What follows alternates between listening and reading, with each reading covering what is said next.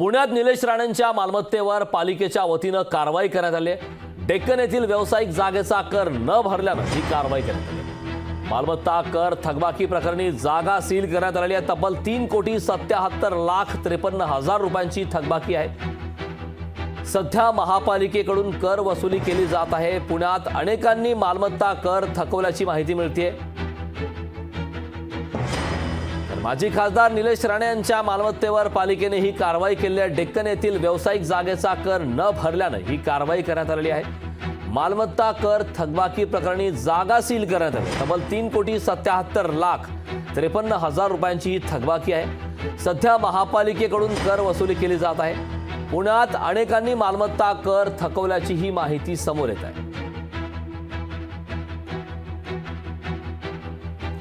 यावर चर्चा करण्यासाठी आपल्यासोबत स्वतः माजी खासदार निलेश राणे जोडलेले आहेत। राणेजी, लोकशाही मराठीमध्ये आपलं खूप खूप स्वागत आहे। खरं तर डेक्कन येथील व्यावसायिक जागेचा कर न भरल्यानं आता कारवाई करण्यात आली, यावरती आपली पहिली प्रतिक्रिया काय? ला दुरुस्त करतो, कर न भरल्यामुळे हे झालंय हे बोलणं चुकीचं आहे। आमचे आणि कॉर्पोरेशनचे ओसी वरून अनेक महिन्यांपासून पत्रव्यवहार चाललेत, मीटिंग चाललेत। त्याच्यामध्ये हा ओसीचा विषय, ऑक्युपेशन सर्टिफिकेटचा विषय आहे।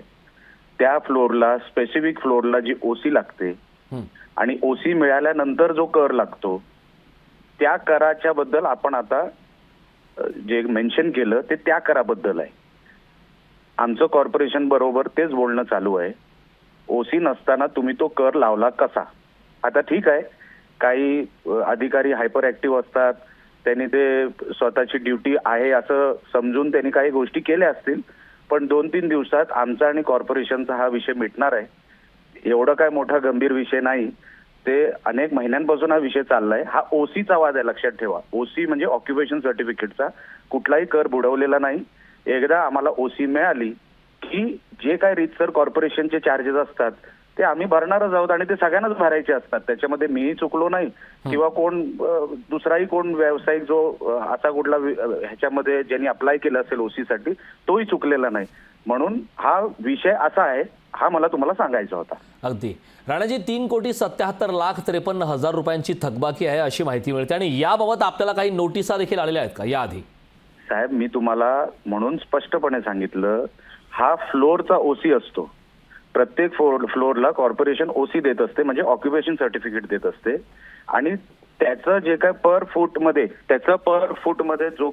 जे काही कॅल्क्युलेशन होतं ना, तो आकडा तुम्ही सांगताय तो प्रत्येकाला भरायचाच असतो एकदा ओसी हातात आल्यावर। म्हणून तुम्हाला मी सांगतो, हा ऑक्युपेशन सर्टिफिकेटचा जेव्हा आमच्या हातात ते डॉक्युमेंट येईल, कॉर्पोरेशन आम्हाला हँडओव्हर करेल, हा विषय 2 ते 3 दिवसामध्ये सुटणार आहे। पण मी जसं म्हटलं की काही अधिकारी हायपर ऍक्टिव्ह असतात, त्यांना वाटतं की हे केलं की असं होईल, म्हणून त्या गैरसमजुतीतून हा विषय घडलेला आहे। हातात ओसी आली, आता खालचे सगळे फ्लोअरला ओसी आहे, तिथे चार्जेस कॉर्पोरेशनचे पेंडिंग काहीच नाही। जिथे पेंडिंग आहे ओसी, अशाच ठिकाणी तो तुम्हाला कर किंवा तो जो अमाऊंटची ती चार्जेस असतात। पहिलं तर कर बुडवलेलं नाही, आपली दुरुस्ती करतो मी, ते चार्जेस आहेत ते ओसीच्या समोर आम्हाला भरायचे असतात। ओसी आम्हाला भरायचे लागतात आणि ते आम्ही भरणार आहोत। अगदी राणेजी, जसं आपण म्हणताय की हा सर्व गैरसमजुतीतून झालेला प्रकार आहे, तर ही गैरसमजूत दूर करण्यासाठी हा प्रकार हे करण्यासाठी आपण नेमकं काय करणार आहात? पालिकेसोबत आपला काही संवाद याबाबतीत सुरू आहे का? साहेब, अनेक महिन्यापासून आमचा हा संवाद सुरू आहे।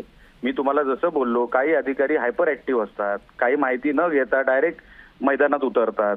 अशा काही अधिकाऱ्यांकडून हे घडलं असेल। काही त्याच्यामध्ये कुठल्याही ह्याच्यामध्ये आमचा आणि कॉर्पोरेशनचा वाद नाही। ही रुटीन प्रोसिजर आहे। रुटीन प्रोसिजर मध्ये जशी ओसी हातात येते ह्या चार्जेस भरल्या जातात। म्हणून हा करचा विषय नाही साहेब, परत एकदा आपल्याला दुरुस्त करतो, हा कर विषयच नाही, हा चार्ज आहे।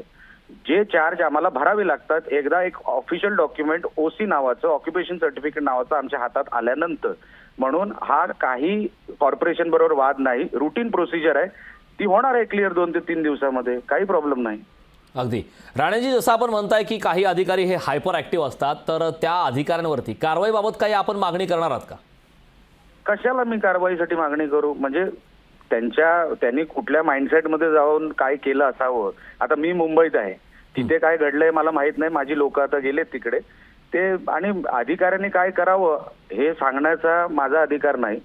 फक्त आमच्याकडे जे काय आहे, जे कॉर्पोरेशन बरोबर आमची बोलणी सुरू आहे त्याच्या मधोमध हे कसं झालं ह्याची माहिती मी काढीन. कारण का बोलणी चालू असताना असा कोणतरी अधिकारी जाऊन लगेच काहीतरी करावा ही अपेक्षा आमची नव्हती. ठीक आहे, काही घडलं असेल ते मी माहिती काढतो आणि ते काय फार एवढा काय मोठा विषय, गंभीर विषय नाहीये, तो 2-3 दिवसात सुटणार आहे. अगदी. राणेजी, खूप खूप धन्यवाद. आपण लोकशाही मराठीशी संवाद साधलात त्याबद्दल. लोकशाही मराठी ऐका, पहा, जागरूक रहा.